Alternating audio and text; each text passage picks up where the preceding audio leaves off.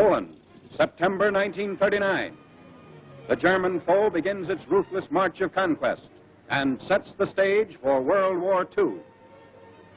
Poland's 34 million inhabitants, crushed, scattered, and enslaved. Tens of thousands of square miles of territory shrink before the movement of lightning armored columns. Poland and the world learn the meaning of a grim new word, blitzkrieg. Here is shown the initiation of that phase of modern warfare.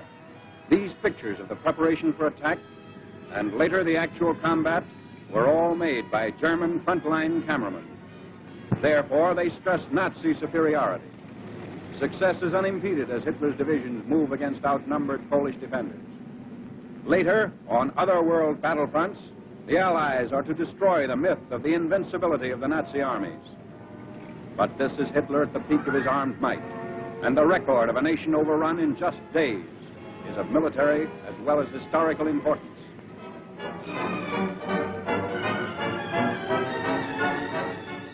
The spark is set off in the free city of Danzig. Nazi secret agents had long plotted the revolt against law and order. Germany called it liberation. The world knew that Danzig represented the ignition of the European powder keg, the excuse for Hitler's hordes to begin their destructive campaign of conquest. Here is the historic last stand of Danzig's loyal defenders. They're entrenched in the city's post office and under repeated fire of Nazi-trained militiamen.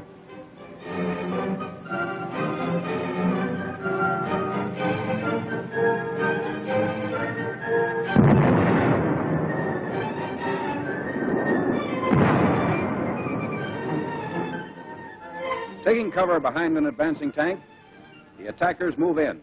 Gasoline is sprayed on the building, and its doom is sealed.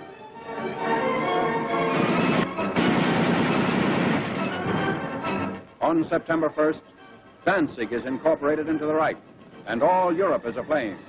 World War II is a reality. Nazi regulars move up.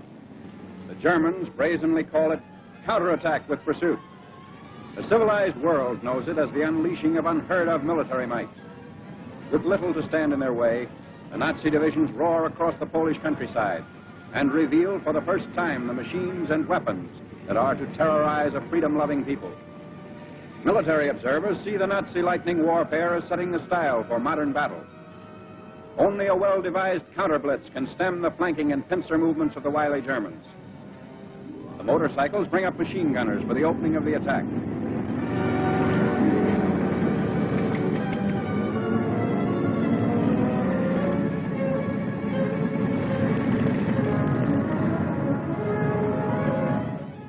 Camouflage is used to best advantage.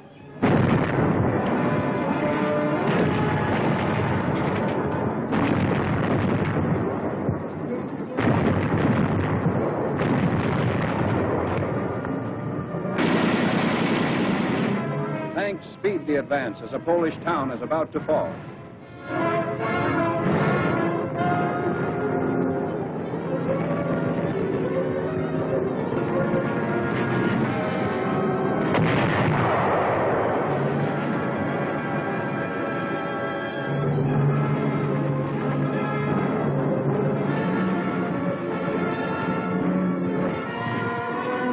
Before the day is out, the Nazis have occupied the town, which is still burning and in complete ruins.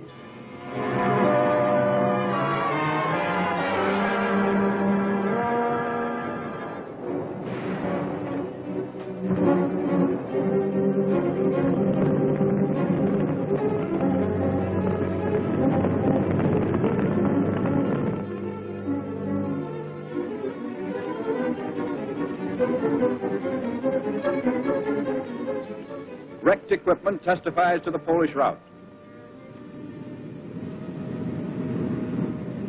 There's no halt in the wrecked town. The military timetable calls for the rushing up of troops for more blitz attacks.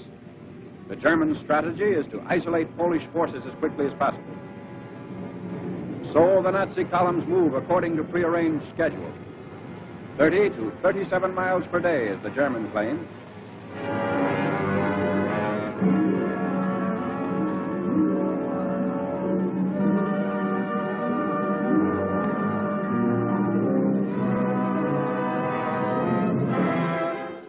A strategic bridge across the Vistula River has been blown up by retreating Polish soldiers.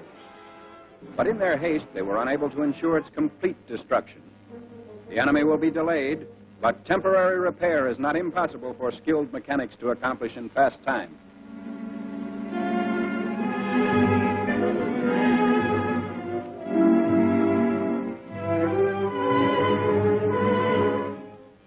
A German sapper detachment sent ahead of the fighting unit goes to work.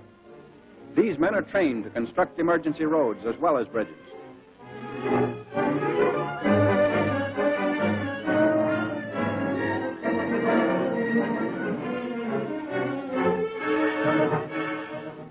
The hastily constructed span is quickly put to use by the advancing Nazis.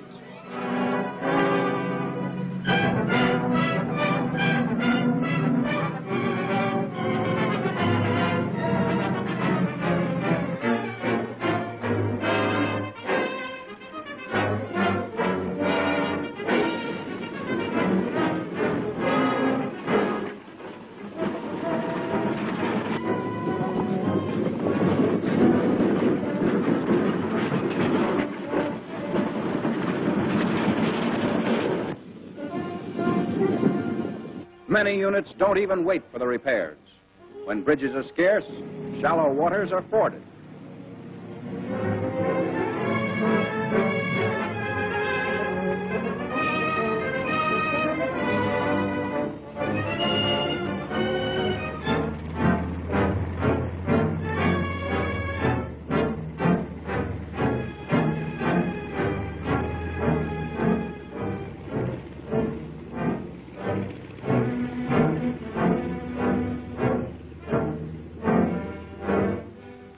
The blitz-minded German generals even defy fatigue. Long lines of tired troops are kept moving against the Poles. The operation is based on the principle that contact, once made, should never be lost. Naps are snatched on the move.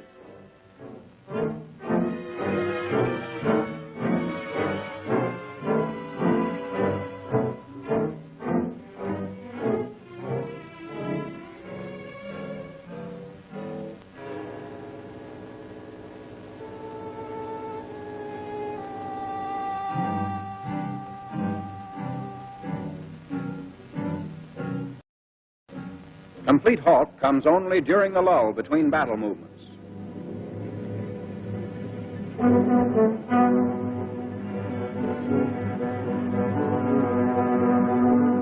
At all times, weapons are kept clean and ready for instant use. This enemy of ours has mastered every technique necessary to the maintenance of efficient fighting contingents.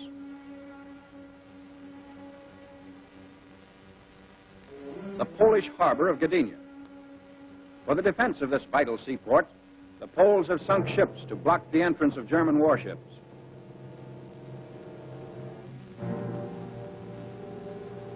The Nazis direct their fire across the harbor. Military and naval forces are cooperating to bring about complete destruction of Polish defense installations.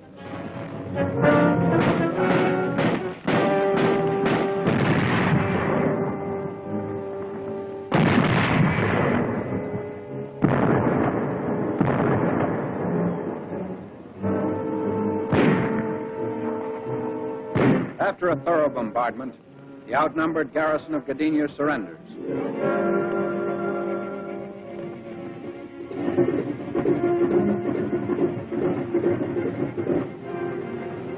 The Nazi air arm plays a major role in the wanton destruction of Polish territory.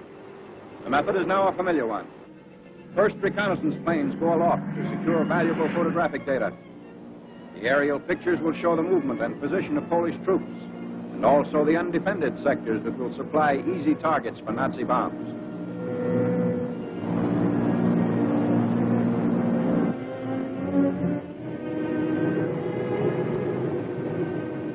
Immediately on landing, valuable pictures are rushed to the field developing unit.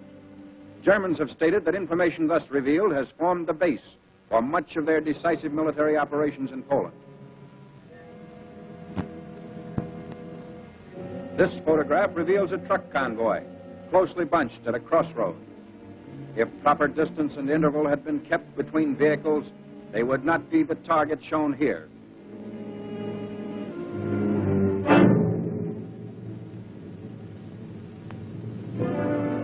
Ground and Air Force raids are worked out with greater unity through the use of the aerial photographs.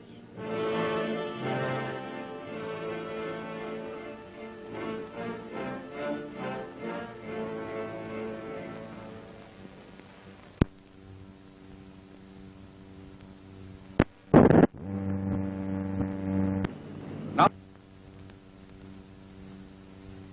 the preparation for attack by German fighter planes and bombers. Cases of bombs are continually unpacked, ready to supply the big ships as they land and take off again.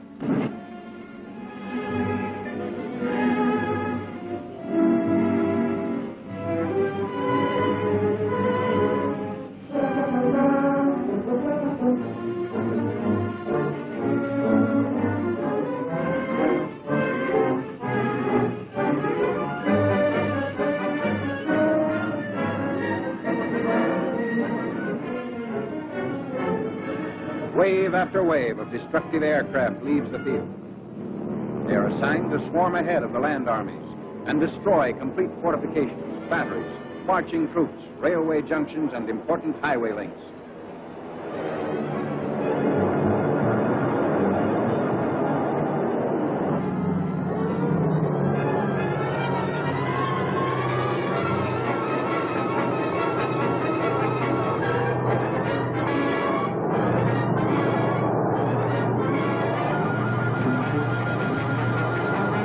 From the air, Germans are cutting off all avenues of escape for the Poles, who are now trapped in several pockets.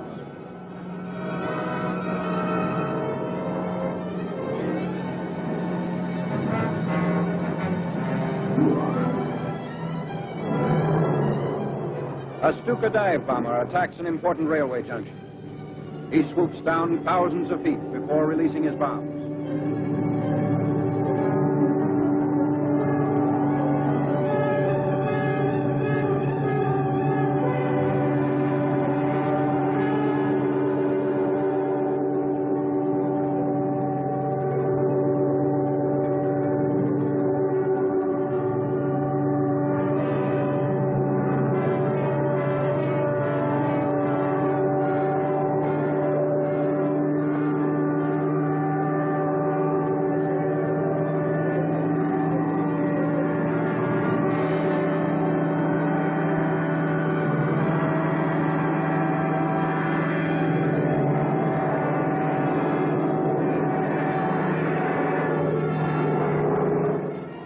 His hair-raising speed is stopped as he straightens out, barely 600 feet above the target.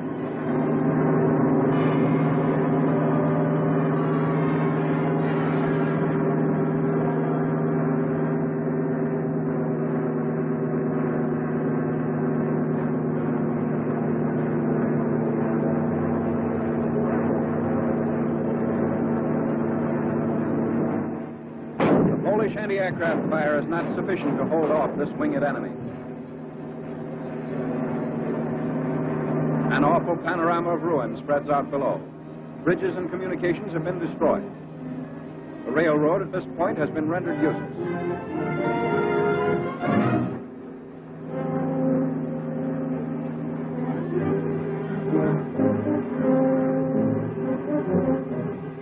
Nazi bombs also knock out the heavy armored cars which the Polish army had hoped would see effective action against the enemy.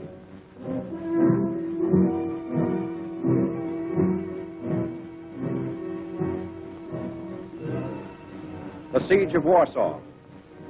The big attack begins 31 miles outside the capital. Shells are dropped into Warsaw without let-up as day by day the Nazis forge a tighter ring of steel around the almost helpless city.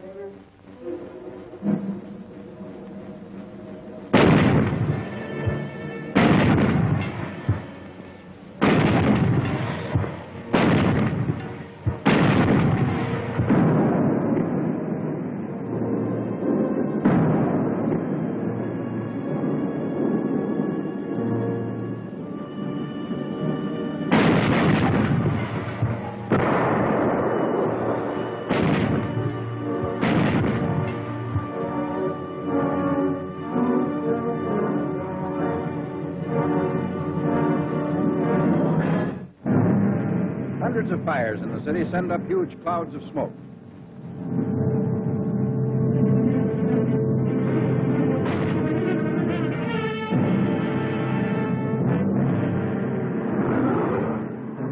Warsaw is lost. The vicious Nazi attack has left the city in ruins. The Blitzkrieg has won the first round. In less than 30 days, Poland has fallen. Warsaw's final surrender comes on September 27th.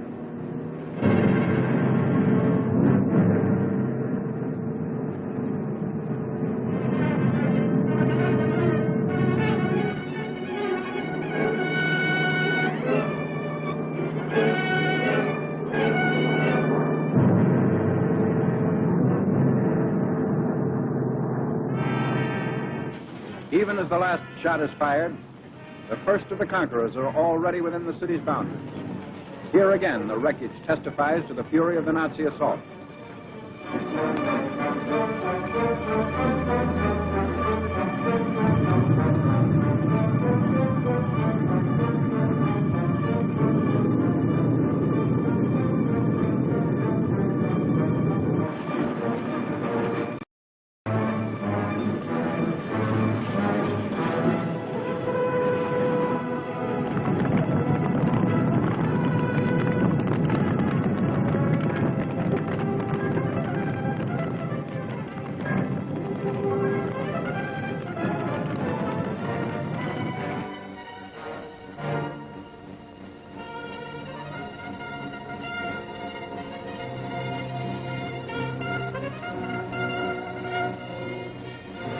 The occupation of Warsaw by the enemy is now complete.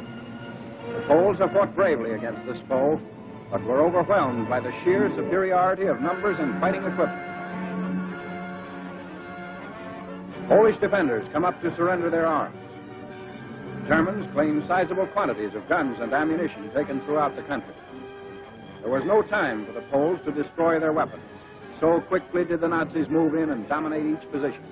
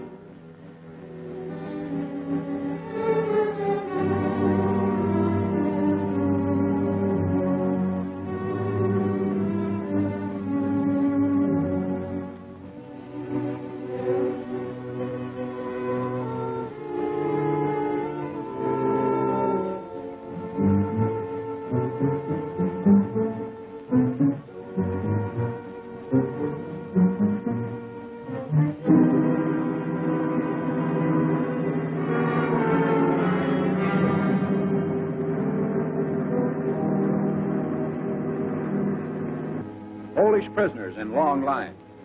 500,000 is the estimated total figure.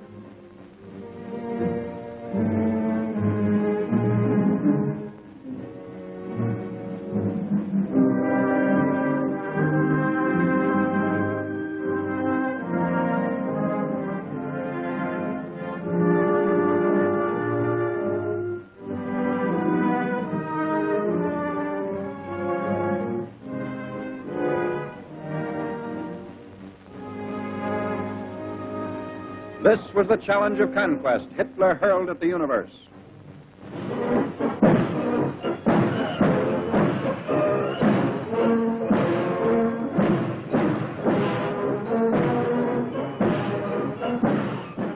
Arrogant, well-trained, the Nazis marched through Warsaw's streets. The world was permitted to view this display of military pomp and expected to bow before Germany's might. But the events of years following Poland's setback were to tell another story. The Allies are fighting to prove that these goose-stepping legions are not supermen, that the events of September 1939 shall never happen again.